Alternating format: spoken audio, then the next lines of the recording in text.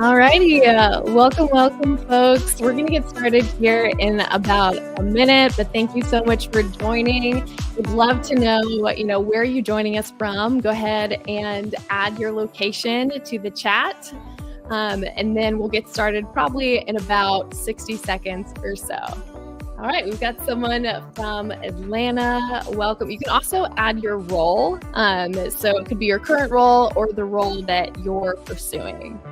All right, we've got a few folks, let's see, from Germany. Okay, we are officially global. Welcome, everyone. Really excited to begin our conversation today. We have an incredible panelist, as you can see here, who I'll be bringing to the stage in just a little bit. All righty, we got someone from Raleigh. I know you, Laura. My brother is based out of Raleigh, so I'm a huge fan of North Carolina. All right, if you're just joining us, we're going to get started here in about 30 seconds or so. We're just going to wait for some folks to join us. So if you haven't already, go ahead and add your location to the chat and maybe the role that you have or the role that you're pursuing if you're job searching. All right, we've got someone in pre-sales enablement or pursuing pre-sales enablement. All right, wonderful. Someone from the Bay Area. I love California. Amazing weather down there. Alrighty, so we're about 11:02 my time. So I think we're gonna go ahead and kick things off. All right, so welcome everyone. So excited to have you all here today. Today we're going to be talking about overcoming imposter syndrome in tech sales. So our entire panel actually is in tech sales, but regardless of the role that you have today, I believe this discussion is going to be incredibly insightful and helpful for you because imposter syndrome ultimately transcends the role that you have. So I'm going to go ahead and introduce myself. I'm your host today. My name is Maddie Strimick. I'm based out of Nashville, Tennessee. And just a little bit about me, my first job ever, I worked in a bagel shop.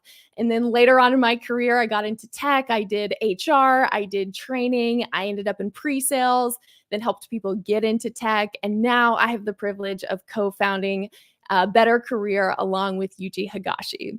So I will say in every single stage within my career, at some point, I have encountered imposter syndrome and probably let it, hold me back from ultimately stepping up to, greater leadership or really to, even pushing myself. So, imposter syndrome is something that I believe that we all encounter at some point in our lives. And what's really incredible about our panel discussion today is we have folks from all stages of their career, from folks that are relatively new to pre-sales leaders as well. So without further ado, I'm actually going to go ahead and bring up my panel here today so that they can introduce themselves. So thank you all, ladies, so much for joining the conversation today. I'm really excited to kick things off and feel honored that you all took the time to join us. Now, before we actually get into introductions, wanted to provide, everyone in our audience just a little bit into the inspiration behind this event. So Carly, who's going to introduce herself here momentarily, is someone that I got connected to about a year ago through a mutual connection. And we ended up meeting at a monthly basis to talk about our careers, to encourage each other. And in every single conversation that we had, I'm pretty sure imposter syndrome was something that we routinely revisited. And kind of through those conversations, we realized that it's so important to make space for these types of feelings and also to know that you're not alone and to encourage each other and really, seeing how other people see us versus kind of, sometimes struggling to feel like, well, do I have, a seat at the table? Do I belong here? So Carly and I have had, multiple conversations, and that's really why this event actually came to be, is because we kept on, talking about imposter syndrome. So Carly, I'm going to go ahead and pass it over to you to, give a little bit more insight and also to introduce yourself. Yeah, absolutely. Thank you so much, Maddie. And also thank you all for showing up today and joining us in the participation. This is what I love. I have such a passion about talking about this topic because I'll let you in on a secret. I'm not an individual that is cured of imposter syndrome. In fact, it's always going to be there and be present in my life. And as I have noticed, it's present in a lot of individuals, a lot of people that I look up to in their lives as well. So by ways of introduction, my name is Carly Bash. I am a solution engineering manager based out of Toronto, Canada. I don't know if there's any Canadians in the chat here. And I support our small to medium-sized businesses at Salesforce. So as I said, I really care about this topic because I think that it is so common and relatable. It builds reassurance and courage to individuals just to not have that prevent you from taking that next step. And in fact, even 2 weeks ago, I was in a call with my operating unit. We were giving out awards and accolades, and I had the opportunity to be presented an award for my achievements in Q1 in front of my team, which was fantastic.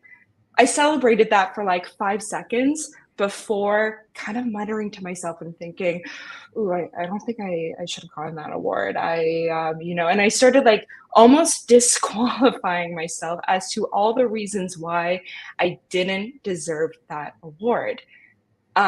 Fast forward about an hour and a half later, I'm having a one-on-one with one of my solution engineers. She happens to be the youngest individual on my team. And before I kick it off and check in with her, she goes, "Carly, there's something I want to say.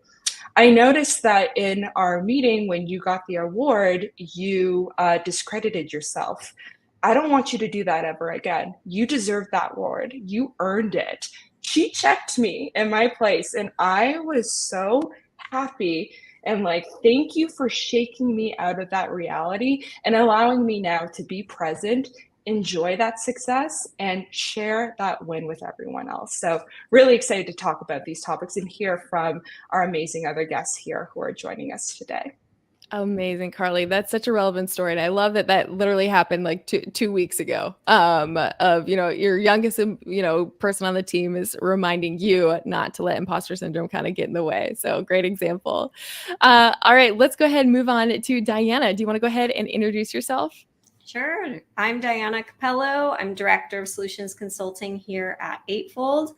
I saw someone in the chat, Sarah, saying she wants to leverage her Salesforce acumen to get into pre-sales. That's how I did it. I was a Salesforce admin, and somebody had to convince me. I was just sharing with you, multiple people tried to convince me to be an SC before I finally took the leap. So that was a good indicator. I didn't chalk it up to imposter syndrome at the time. But I think everything's on a sliding scale, right? So it was probably on the scale of imposter syndrome when I said, "Oh, I'm not that technical." But just don't let it get in your way, because I missed 5 years of my calling because it took me so long. Wow. Yeah. Thanks for sharing that, Diana. All right. Last but not least, Giselle, do you want to go ahead and introduce yourself? Sure. Yeah. So my name is Giselle. I'm a solutions engineer at LinkedIn for our talent solutions. I'm actually from Toronto, but so Canadian, yay, but based out of Chicago now. So I love Chicago. And this topic is super, important to me because I've been an SE now for about 2 years. And when I first started, imposter syndrome really hit me hard.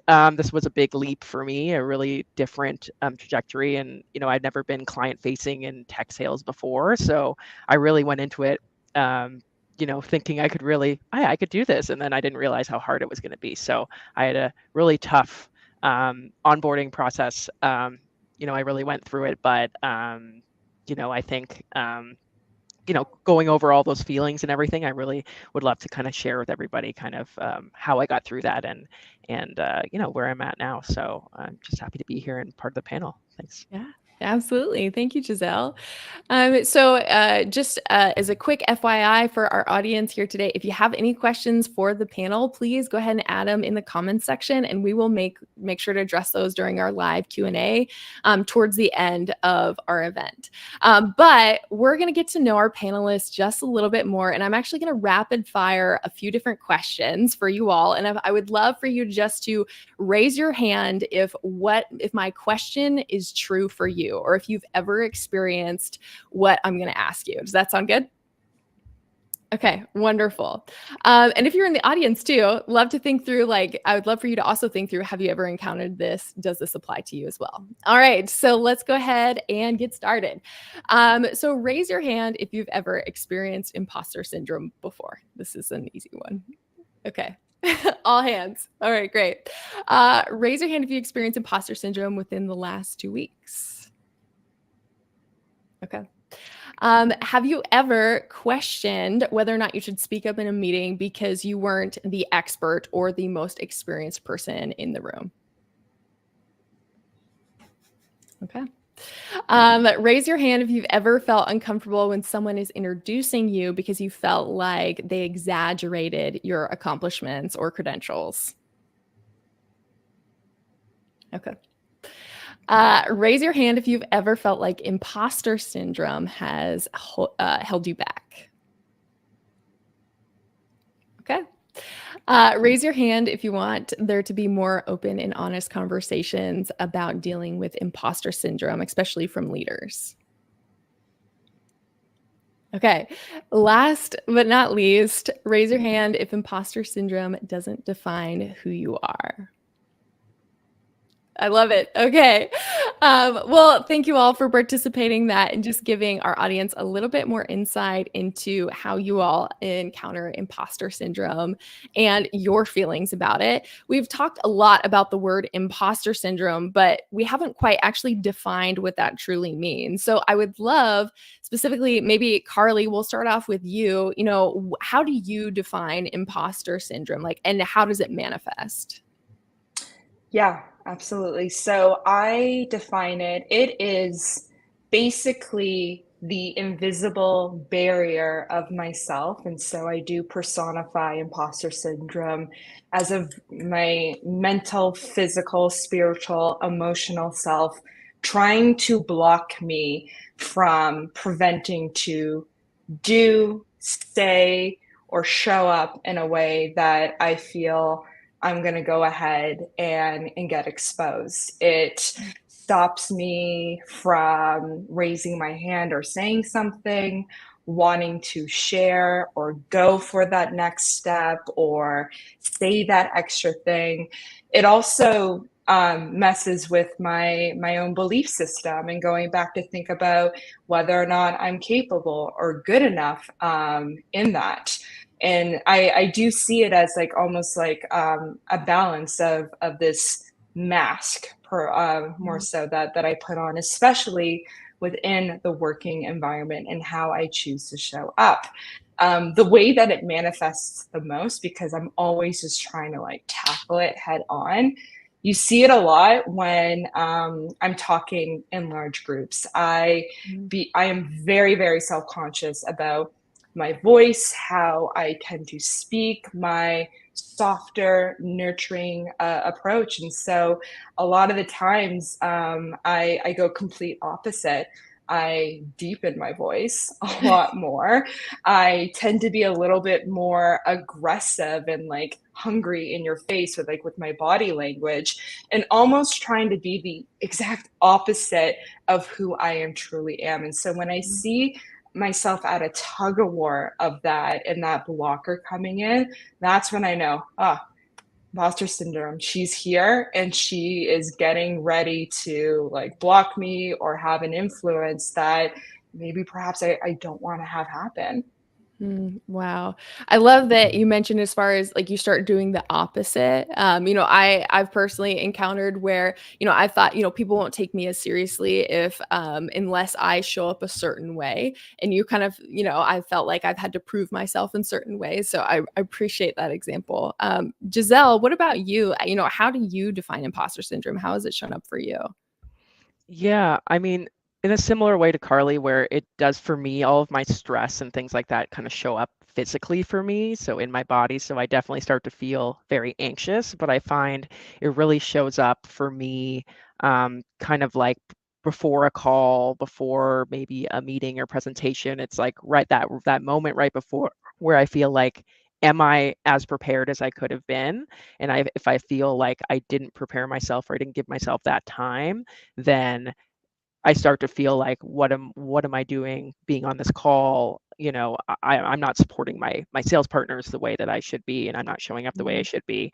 But I try not to, hammer down on myself. I feel myself being negative towards myself, and then I kind of have to snap out of it, when the lights go on and the camera's on and we're there, and just go into it being like, I'm just going to do the best I can, and then ask for feedback after, and kind of work through that. Could I have spent more time preparing? Could I have asked more questions to the team beforehand to be more prepared? What did I need to be successful and not feel that way prior to? So for me, it shows up physically. I just know it's coming because my anxiety starts to build up right before the call happens, like a minute before. So yeah, that's what I love that you brought up too, as far as, and I think we're going to get into this a little bit later, but as far as like that reflection piece of trying to look back and see, okay, where are areas that you could have improved? Because dealing with imposter syndrome doesn't mean that you're just blindly, overconfident and that you make no mistakes whatsoever. But I think it's having that balance. So I know we're going to there's more on that later, but I just wanted to call that out because I think that is so important. Now, Diana, earlier you raised your hand when I asked if imposter syndrome has ever held you back. Do you have an example of, what that's looked like in your career? Well, what I shared before, clearly, I missed 5 years of being an SC because I thought, oh, I'm not that technical. This guy's just being nice. He's complimenting me, right? Like, I didn't think I could actually do the job. And I also kind of thought I didn't want that job because who wants to code? But yeah, so it definitely cost me. I was just saying before this call, what if I had joined Salesforce in 2006? Like, damn it. So huge missed opportunity there. But I, as you asked me to speak on this call, I think I told you I don't relate to the term imposter syndrome very well. I find myself feeling ick about it. I don't like the name. When I read about it for the first time and Lean In, I was like, oh, that's a horrible feeling. I've never felt that. As I reflect, I have felt that. And I've noticed it shows up more and more. And as I get older, maybe it's just an awareness. But just a month or two ago, my VP came to me and said, I want you on this project. And again, it was a super technical project. It's fixing our demo environments. And I have to work with someone in India, and I have young kids. So the time zone's not immediately, all the reasons it wouldn't work and all that I don't want to feelings came in. And I actually tried to talk him out of assigning it to me, but it is the most important project for our sales team going forward this year. So it's a huge opportunity for me and my brand if I can get this right. So I made him ask me 3 times before I took the assignment. And I realized that might have been a little bit of imposter syndrome showing up. It's partly I don't want to do the job, but I know it's so important. And it was partly because I could see all the blockers that would prevent me from succeeding. So I just had to put my solutioning hat on and go, okay, the blockers, find the route around. And then we're making it work. So we're ahead of schedule on the project, I'm happy to say. Wow. I mean, that's amazing. And I'm sure it's going to be a very successful project.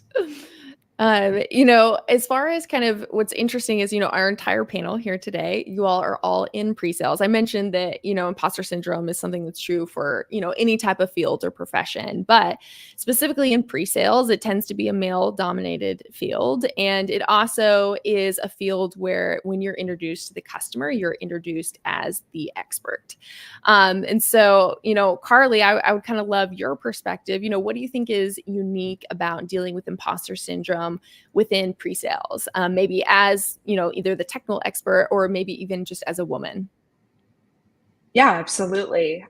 So I feel that there is, of course, a spectrum of what some women or other humans who are maybe a little bit more on the emotional, empathetic side versus some of the male counterparts. I think something that I was always hyper aware of the challenges faced was sitting in those big planning meetings where it's myself with 6 of my male peers, and we all are tackling or trying to get our point across to the rest of the room in order to see what is the right path forward. How are we going to tailor the best or give the best experience over to the customer?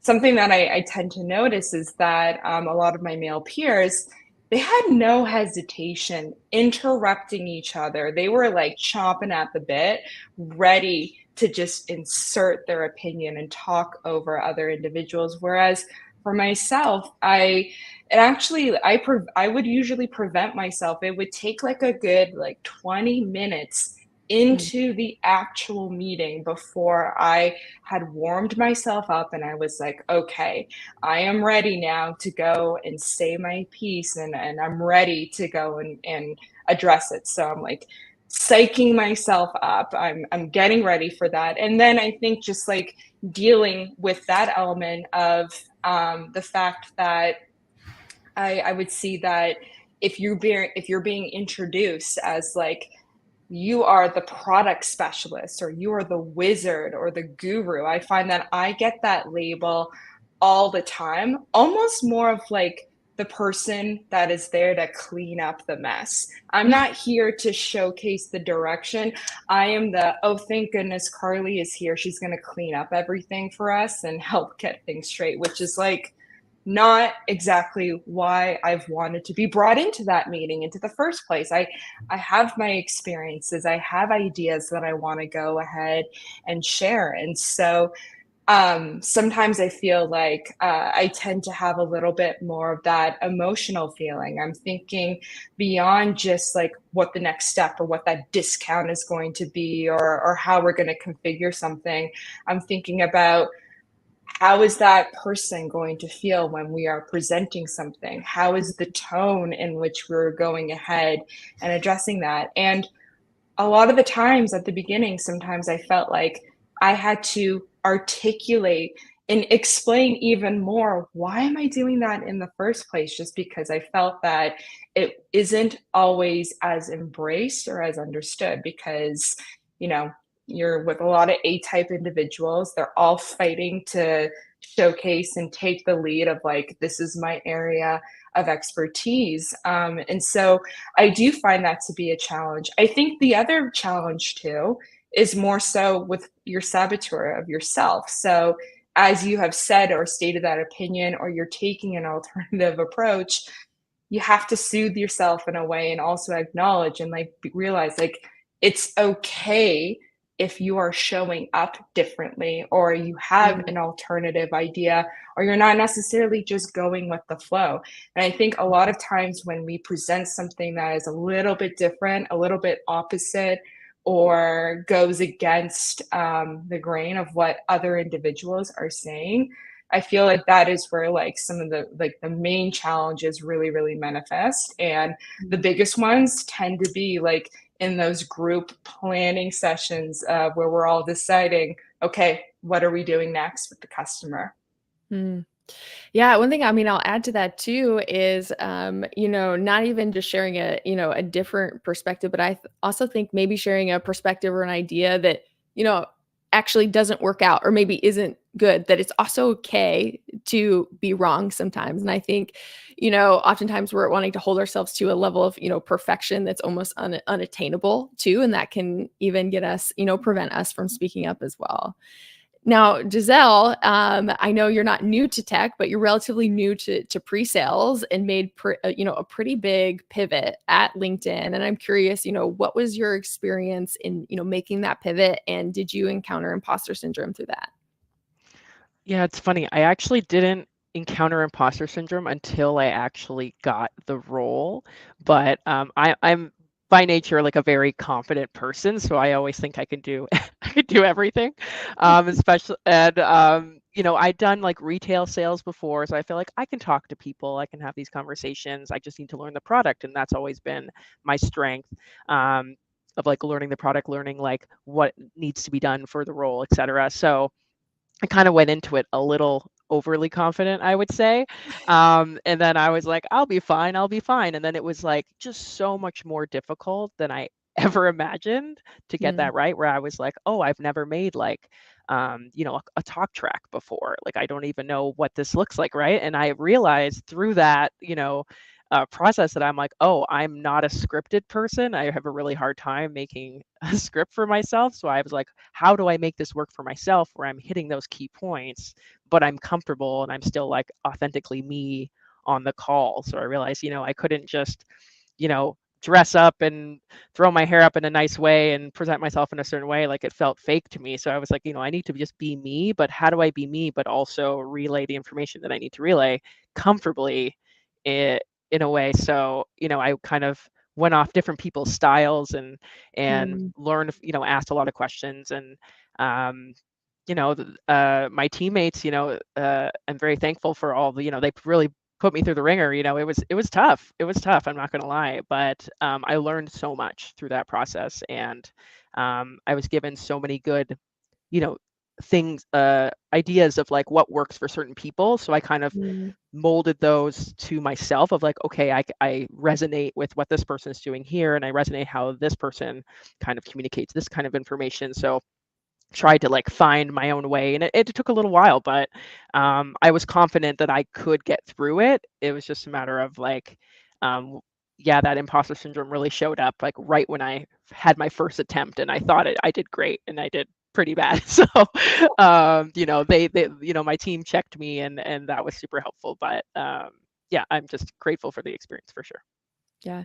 I appreciate you sharing, as far as looking at what other people are doing and then making it your own. I think that's such an important process of, learning how to demo and demoing well, but also with so many things I think that we do in our career, of just making it our own and showing up as ourselves, because it doesn't have to look exactly like someone else, or what they've done before. So this is kind of where we get to shift a little bit into not just what is imposter syndrome, but how do you actually deal with it? How do you actually overcome? How do you, really develop that growth mindset? So I'm going to kick off with Diana. What are maybe some mind shifts that you've made in order to, manage or deal with self-doubt? I know in the project that you just referenced, you said that you had to be asked 3 times before you accepted that project. So I'm just curious, what are some mind shifts that you've been able to make to deal with some of that self-doubt? Yeah. So for me, I'm a big fan of the Challenger sale. And in there, they talk about the reframe. I had to reframe it for myself. How do I make this work for me?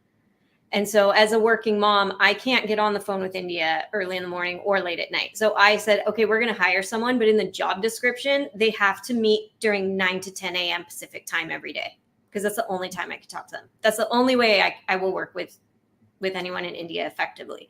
So we'll go hire the person that's going to work those hours, right? Like, I had to come up with what makes this beneficial to me. What's in it for me? So not just this project, but I said, I want this role, this person I hire, to become SC Ops. That's the long-term vision. This isn't just a 6-month project. This is like, I'm going to be responsible for SC Ops. That's career growth for me. Being the demo person, the techie, that's not my brand. So I talked to my boss about that, and he was in agreement, and everyone else we had to work with too. So finding a way to make it work for me. And then it turns into reframing it from this is happening to me to this is happening for me. So that's a big mental shift. And I try to do that in everyday life, even during traffic. My daughter goes, oh, I forgot my glasses. We're halfway to camp. And I'm just like, but I was like, oh, wait, if I go left here, it's really quick to get home. I was like, okay, thank you for saying that when you said it. But in my head, I was like, it's happening for you, not to you, is a good reframe just in everyday life. And also, I don't struggle with, my struggle is finesse. I need to be more thoughtful in how I present my thoughts. So slowing down, I'm usually the first to jump in. I will talk over anyone. My boss had asked me to stop cutting him off. Like, that's not my problem. So like, knowing your strengths and weaknesses, I think really helps too. Because then you're like, okay, what is it that I'm bringing to this that's making it challenging or scary or hard? And then you can tackle the solution. It's breaking it down into small bites. How do I solve it? Don't get wrapped up in the stuff you can't control. Yeah, I love that reframing piece. I think that is really key. And I know a lot of people talk about, a fixed mindset versus a growth mindset. And fixed is, like it's a certain way. Oh, if I failed, I'm a failure. Or, like kind of putting yourself in a box versus growth mindset is, maybe I don't know now, but I'm going to figure it out. And I think, those kind of shifts in reframing make such a huge difference in the way that, we really approach anything. Now, Carly, I'm curious on your end, what are maybe some resources or strategies that you've used to kind of, deal with imposter syndrome?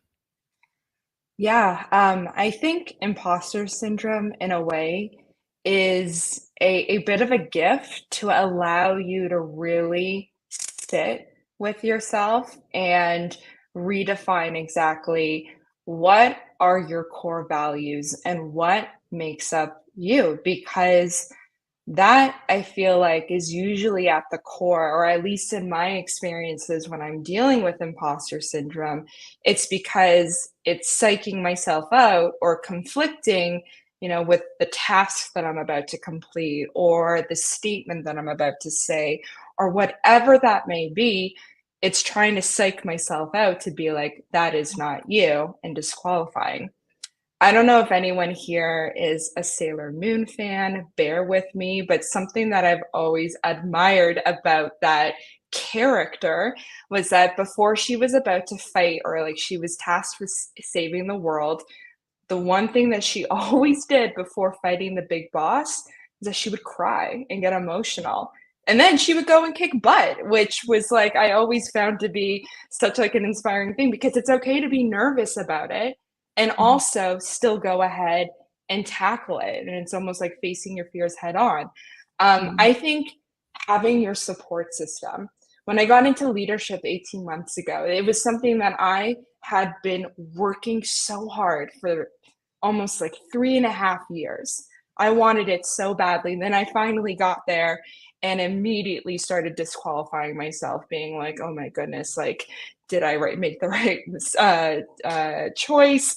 Did my boss, did she make a mistake or anything? And so started to psych myself out. And so immediately what I started to do was surround myself with other individuals who were in my role. And I just started talking to them about it. I was exposing my skeleton a little bit, like almost sitting in it with myself and then sharing it out, because my mind was, if I'm going to be the first one to say it or be like, hey, I'm a little bit nervous, or I'm a little bit scared here, or I'm feeling really uncertain about myself, maybe, just maybe, I'm going to get that person that I'm sharing it to, they're going to share something back over with me. And so I have found having that support system of your peers and just having a moment to be raw, acknowledge it, is really important. Now, a tactful thing, because I think of this imposter syndrome, it's like a muscle. So it's never going to go away. And there's going to be days where you're going to feel really strong and as if like, what is this imposter syndrome? Like, I don't know her. To other days being it almost so impossible to even just get through the first step. And so when I know that I'm going to be in an environment that I'm going to feel that way, or I'm getting uncomfortable or nervous, this sounds really cheesy, but something that I love to do is that I just go to the mirror, I look at myself, I smile, and I think like, you got this. You're good. You're fine. You got this. Just giving myself that image that at least, like, despite what happens, even if I fumble really hard, who cares about the outcome? I'm giving myself that compassion to still go ahead and do it. And I think that's really important. Like, you got to take care of yourself. You got to really know yourself and give yourself that type of love. And then some things that I also just try to do in general is that I use humor a lot to disarm. It's my defense mechanism in everything. And so I bring it up on one-on-ones, I bring it up in group meetings, it's there. And I try to leave myself little Easter eggs throughout, just so that it kind of checks me back and brings me back to like my grounding moment. And so just staying really, really grounded in that. I love that you brought up affirmations, or that you go into the mirror and smile and tell yourself that you can do it. I love affirmations. Oftentimes, I think sometimes we write them off because they sound silly. But it's amazing, even like, the research actually behind, of actually like speaking these things and what they call like neuroplasticity. You can rewire your brain to change your beliefs. And it's honestly so incredible. And I will say, for a period of my life, my affirmation was, I'm capable, and I'm competent. And I used to say that to myself every day before I went into calls, and just reminding myself, even though I didn't always feel capable or competent. So I love, Carly, that you use affirmations. I'm a big fan. Giselle, now we have quite a few people in the audience that are considering pivoting into pre-sales or getting into sales engineering. And I'm curious, do you have maybe a specific example of, when you were getting started, of, how maybe you dealt with kind of some of the, concerns or fears that come with stepping into kind of a more technical role like this? Yeah, I think it's a lot of getting, for me anyways, it was a lot of like getting to know yourself really well and understanding like what are my own strengths, right? Like what can I lean on? Like forget about all the things you don't have and all the things that are part of that, job description that don't fit into, you know, your background, but what do you have? What can you bring to the table and really like anchor off that? Like for me, it was like I feel like I can have a conversation with anyone, any person at any time, whenever I want, right? Like I'm very like I love meeting new people. I love problem solving and anything like that. So for me, I was like, okay, I have that genuine like curiosity of like, how do I help you? And I'm personable. So like let's lean on that. And then the other stuff will come. So it's like finding, maybe you're more technical, right? And that's your strength and you want to work more on your whatever they call softer skills, which we don't like to say anymore. But we work on like, having that human connection with people and trying to convey that technical information, properly. So whichever kind of side you're kind of leaning on, I would say like anchor off of what you're good at and then focus on that and use that to build your confidence and build Mm. in yourself to like kind of overcome that imposter syndrome there, to try and help you kind of push forward and push through. I know for me, getting into it, of course, I was a little overly confident, like I mentioned before, but because I was like, I can talk to people, that's fine. I'm like, oh, but it's a certain way that I need to talk or present certain Mm. information, and that's what I learned through the process and through learning the product, et cetera, and learning from my peers and my mentors. So yeah, I would say like don't be afraid to do it. Lean on what you're good at, Mm. and I think it's always interesting and it's more rewarding to really try and do things that are challenging and that might scare you, right? Because I think those kind of reap the most rewards, and that's how I feel about it anyway. So Yeah. Leaning into your strengths. I think one thing that's really cool is, between the four of us, I think we have, different personalities, and we all, I think, even approach imposter syndrome maybe like slightly different. And so I think, what you called out as far as leaning into your strengths, and also what you mentioned earlier as far as like, finding your own way, I think is such an important way in navigating when, you're dealing with uncertainty or fears in your role. Now, Diana, you lead as a team of pre-sales, as a pre-sales leader at Eightfold. I'm curious, how do you go about maybe fostering an environment for your team to really thrive in, and to, embrace feedback within your team? Oh, I love good feedback. I'm a huge fan of radical candor. If you haven't read the book, it changed my life. I'm still practicing, but it's about how you receive and give feedback. So I try to bring that style to the team, maybe not overtly, but subtly. Big fan of debriefs after every demo. You should always start by opening the door with like, hey, I feel I did well here in this demo when I did X. And I also think I could have improved in this demo when I did Y. AE, how do you feel you did on the call? Right. And so self-feedback, having that self-awareness, it's a muscle. Do it after every demo.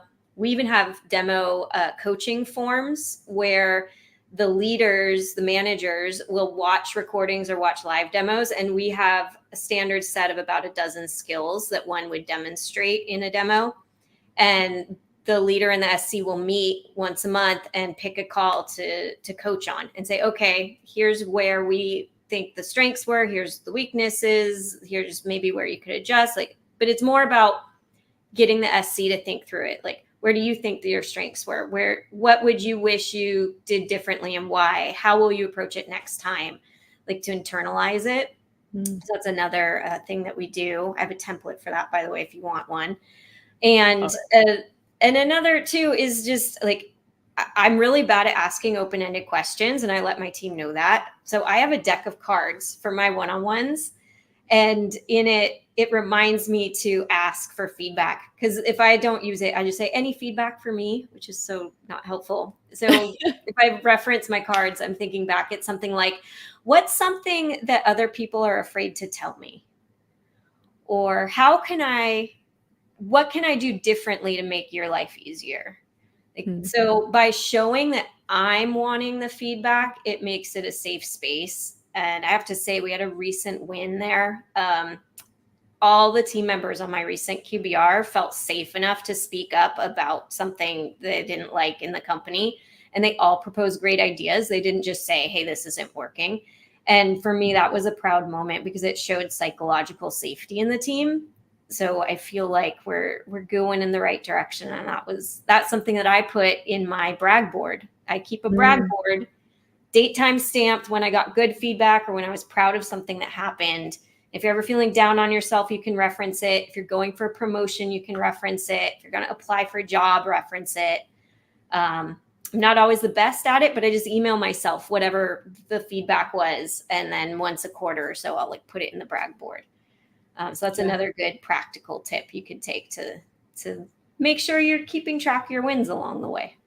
Yes. No, I love that you mentioned a brag board, and that not only is it great for your own confidence, like you mentioned, but also, helping with promotions. I say always, definitely take a screenshot anytime someone gives you a shout out, and then, force yourself to go look at those when you're having a bad day. But kudos to you that your entire team was willing to, share feedback. I think that's a huge win as a leader, and definitely something worth putting on your brag board.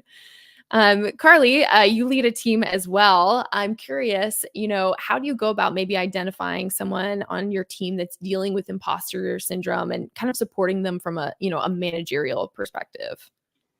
Yeah. So I have the privilege of leading 8 individuals on my team. They're all unique and possess their own amazing traits and qualities. And something that I am very, very adamant about is ensuring that we get those weekly one-on-ones, just myself and them. They have that half-hour undivided attention so that I am here to go ahead and support them. Now, with that, it gives me that opportunity to really see everyone's different personalities, whether they're more introverted versus extroverted. So I do pick up on a lot of visual cues of like, how are our discussions when we are talking one-on-one versus when we are with the team versus when they are out meeting with their customers. But I feel like the biggest area where I'm always noticing that imposter syndrome creep up in one of my reps is when we are just preparing and they're asking for some feedback or advice on a demo or some discovery questions that they're hoping to ask the customer. And before they even show me what it is that they've been working on, they go on to this like 90-second rant of warning me how terrible it's about to be, or like, this is really bad, this is like not prepared, this is this and that, and like basically like giving me the heads up, being like, I'm showing you something that I am not proud of.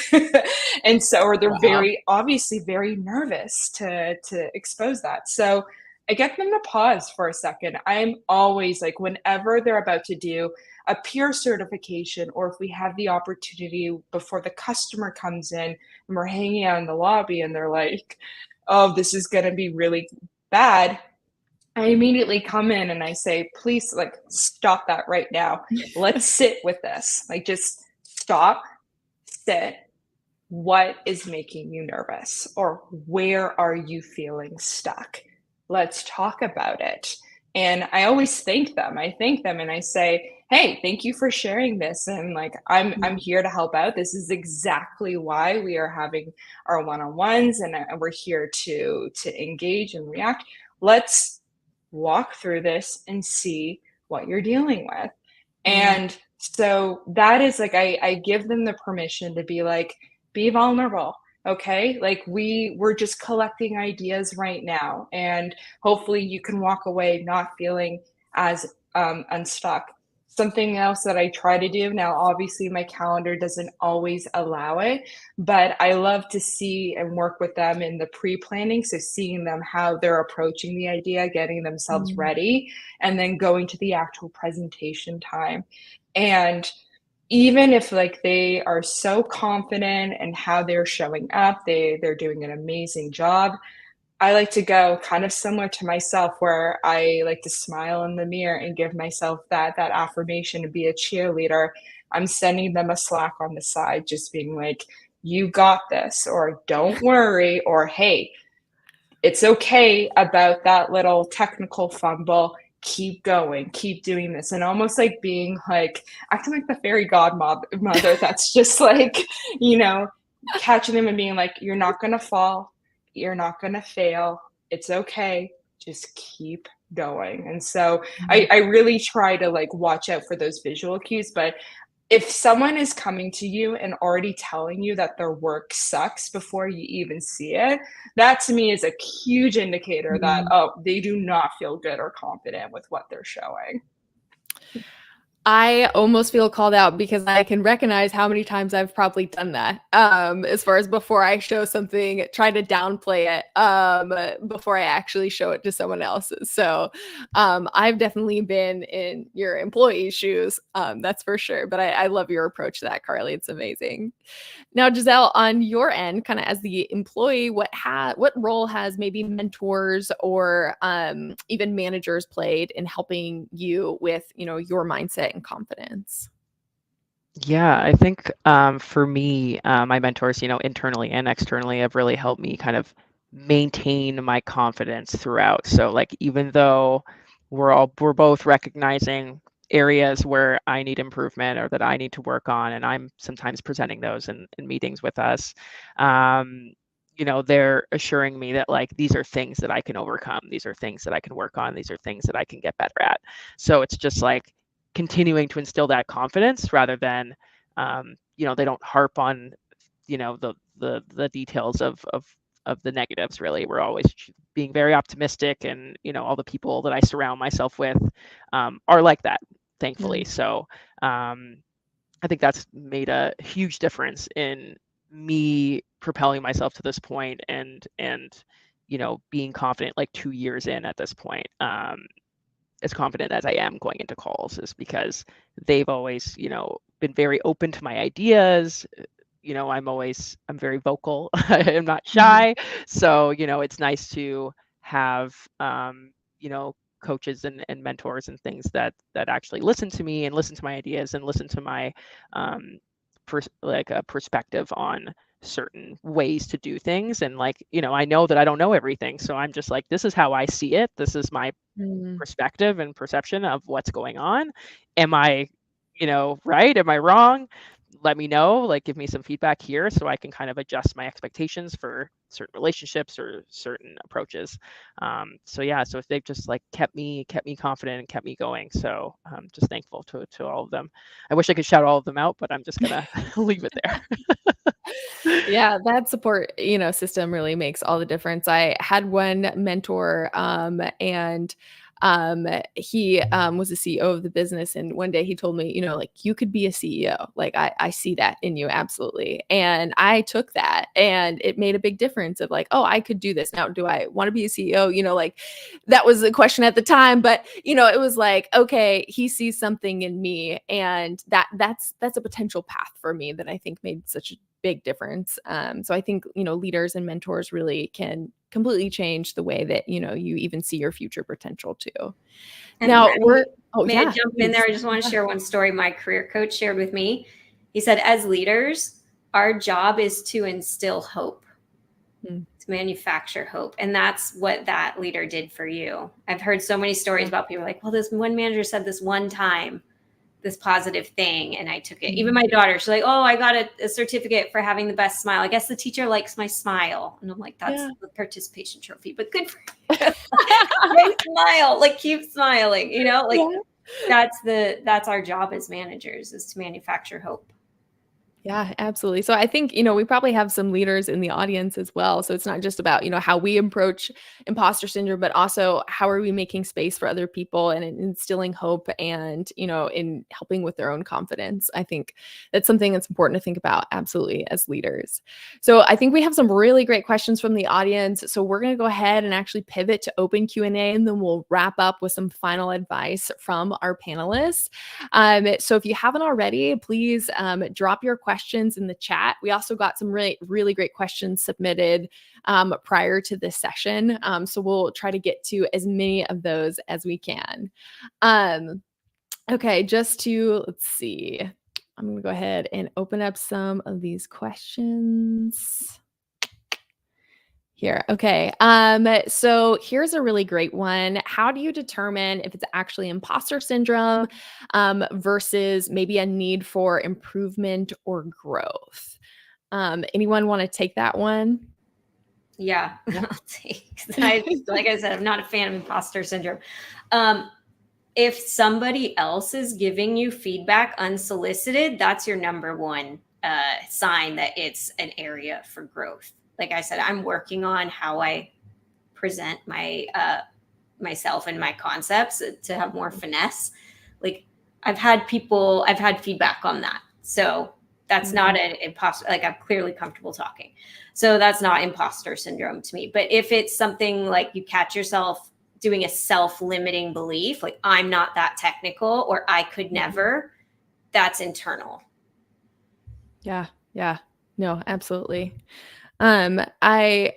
I would say too, with any type of, I think Giselle earlier, you talked about reflection too, is I think sometimes when you do that reflection, it's also worth then bringing that maybe to your manager or mentor. So then you can have someone also kind of verify of, yes, this is also an opportunity for growth, versus maybe it's just something of like, you're starting to kind of doubt your beliefs. Claudia asked a really great question. How can we, as women in tech sales, better advocate for ourselves and our accomplishments without feeling like imposters? I'll take it. I think you just have to do it in that sense. And I don't want to come off as sounding like very basic or straightforward in that, oh, look at me discrediting myself right there. But just go ahead and practice it and try to, maybe you are the individual that opens the door for someone else, and invite them to feel welcome and excited and wanting to share and advocate. Maybe even like if you have mentorships or coffees or you're hanging out with an individual, just share what you are up to, what you've been up to, and have one of that be an experience of an accomplishment.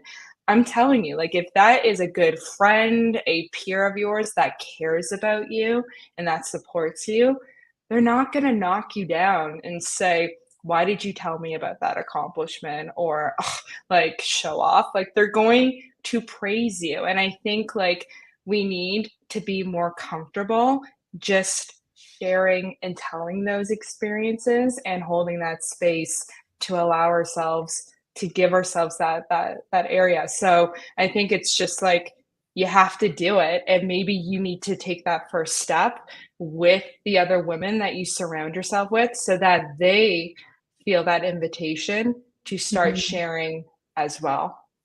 Yeah. Making that space not only for yourself, but for other people. I think that's incredible. Here's a really fun one. What would you say to your 10-year-old self? Any takers? I guess I'll take that one.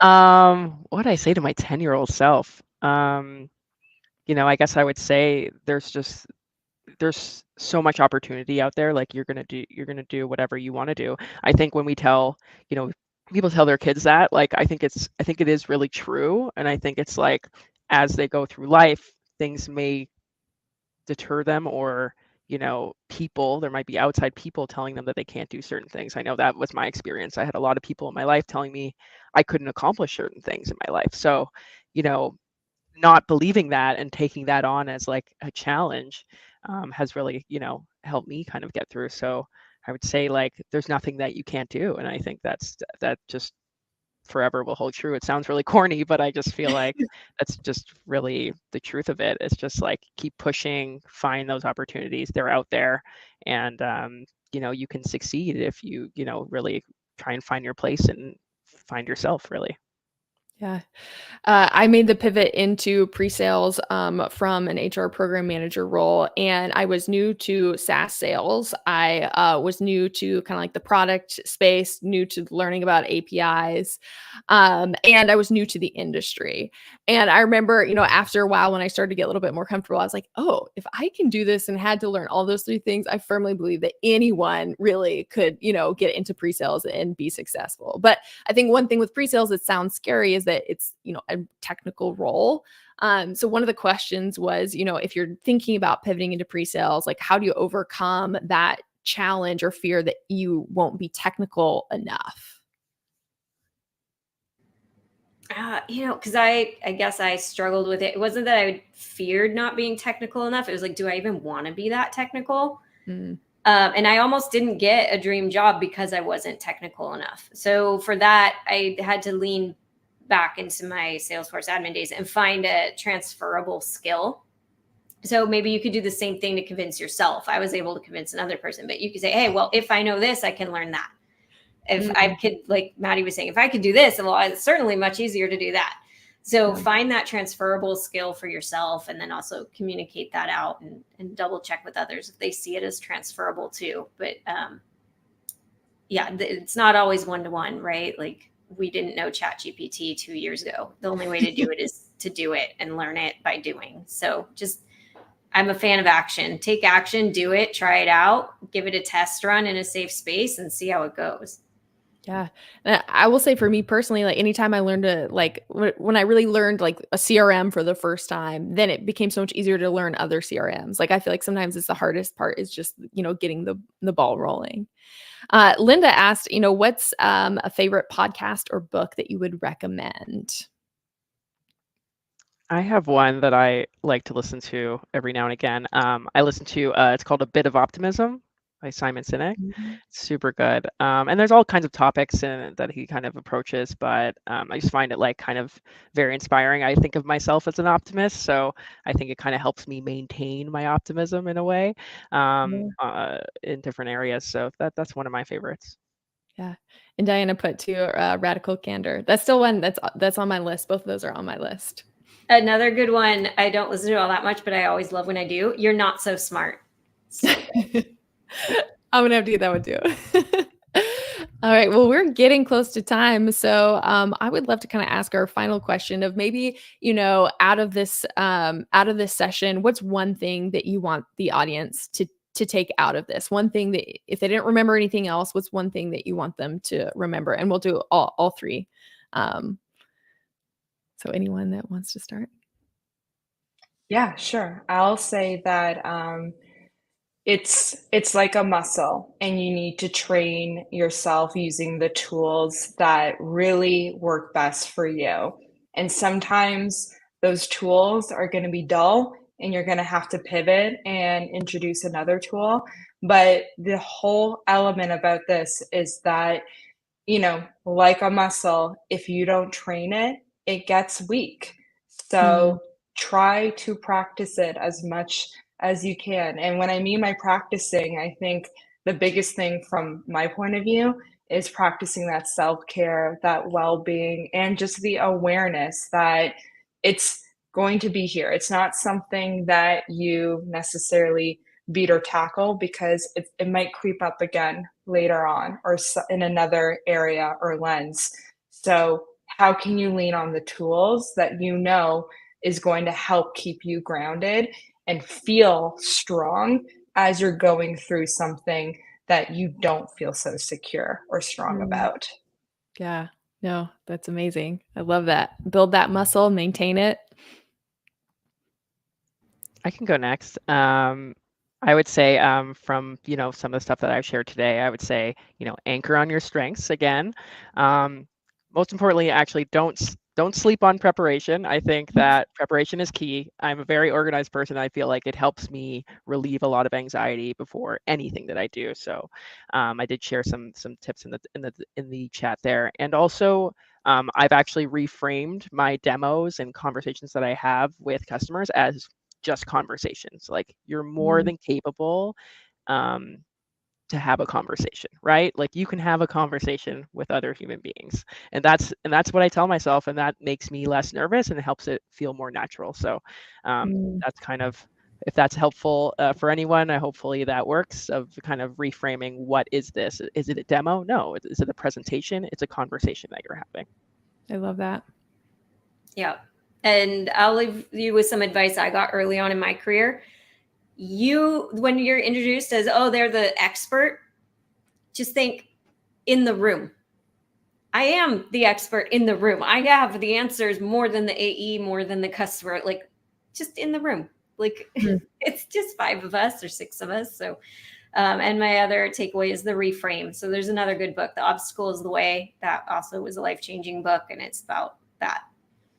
Yeah. Wow. And I love that perspective too. Just thinking about, like, put it in context of the room. You're not the expert on everything, but wow. Well, we are officially just a little bit over time. I just feel so honored. Thank you all so much for joining us and sharing your perspectives, your stories, and your advice. I know I personally took so much away, and I know our audience got a ton of value out of this. So thank you all again so much for joining us. And to everyone in our audience, thanks for hanging out with us, asking great questions, sharing your perspectives. Really appreciate you all joining us and participating in the conversation. We'll be having more events like this. So if you have any suggestions, definitely feel free to reach out to myself or Yuji. But thanks again, everyone, for joining us. And we hope you have a great rest of your day. Thanks, everyone. Bye, everybody.